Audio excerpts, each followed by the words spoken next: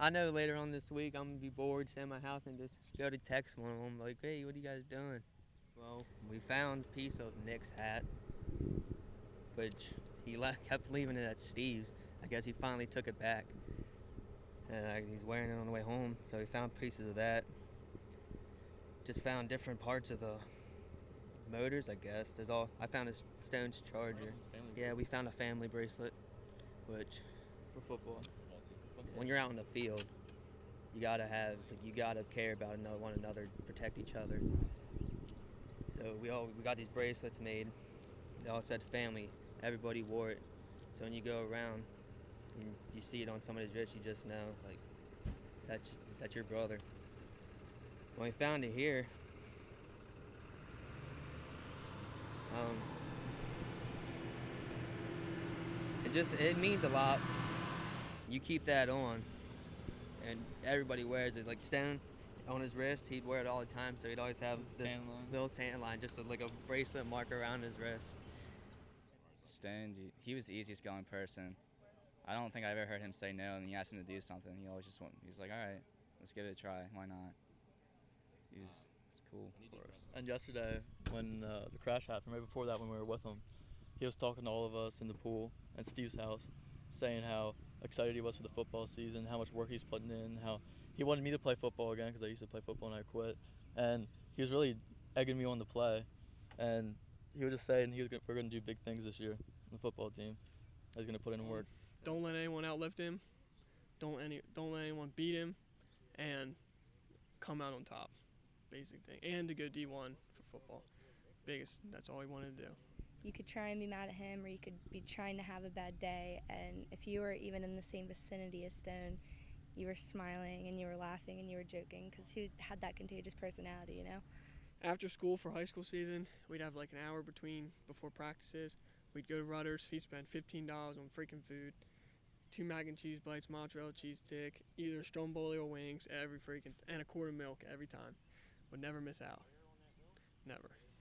Shared headphones. When I didn't have them, he'd give up anything for me. We were talking about going to districts together, because districts you get suites, and we were gonna bunk together to make it to states. He said we were talking. He's like, I don't care what it is. It's my senior year. I'm going out with everything I got.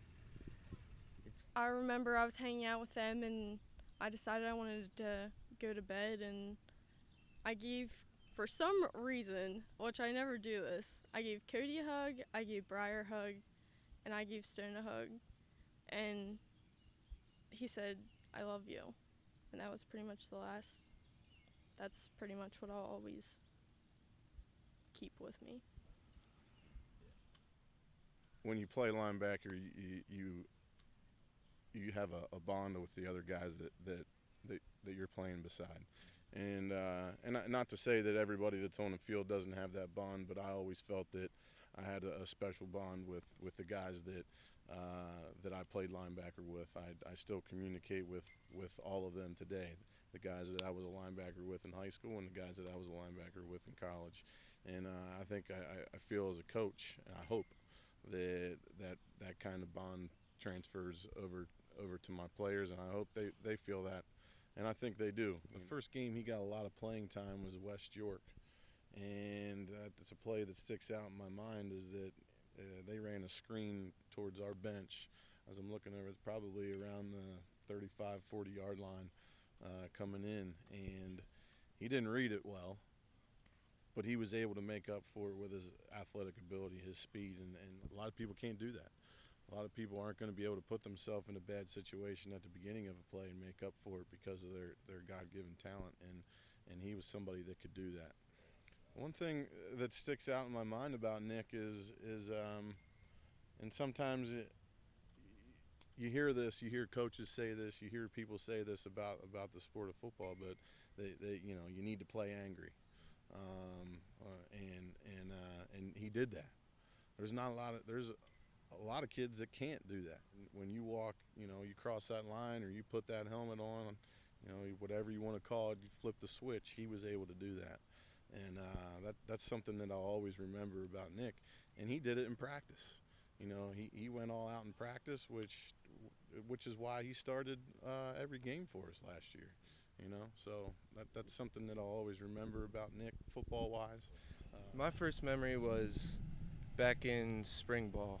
We were competing for the same position at right tackle, and I didn't like him, of course, but that changed now, and now we became brothers and best friends. So what was it like competing? he was high-headed, and he didn't care, but he loved everybody just the same, and he was nice to everybody, and he just had so many friends.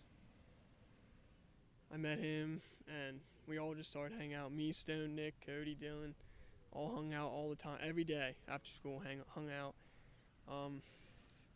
Great guy. Would never hurt you. Wouldn't do anything. He was just awesome.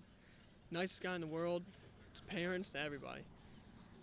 Once I came up, this year, we started talking during football. For some reason, after football one day, we were going out to Infinitos, and he needed a ride, and I was like, you can ride with me. I barely knew him then. I mean, we were talking on the way there. So got pretty close. Then after that, we just started hanging out all the time around. When he met new parents, very well mannered, so nice. Yeah, he was a nice kid. I mean, they both were really respectful. Like one day he walked into my house, and my dad was sitting on the couch, and he said, "How are you, Mr. Sean?" Said, "How was your day at work?" Just stuff like that all the time. He comes into my house the first time he's ever at my house. There's my brother, one of his friends, I think it's Shane. The only other person to ever just come in is like call her Kel. And it's so funny, Nick comes in and goes, peeks her head around the corner, "Hey Kel, how you doing?" She got a kick out of it. It was so funny. He got so excited every time he came over to my house to see him. And he cared about everybody. Like, it wasn't even just like just to be nice. He cared about everybody. He was just a good kid. Every single play in every football game is going to be dedicated to their memories, because that's what they're excited for this final season together. It brings us together. It's not the way we want to be brought together, but we are definitely one of the strongest communities there is.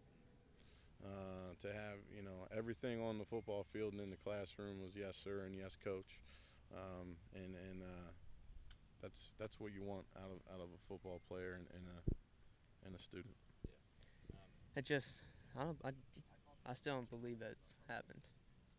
I can see everything, but still going through. We can just heal together, and then we'll worry about football after that.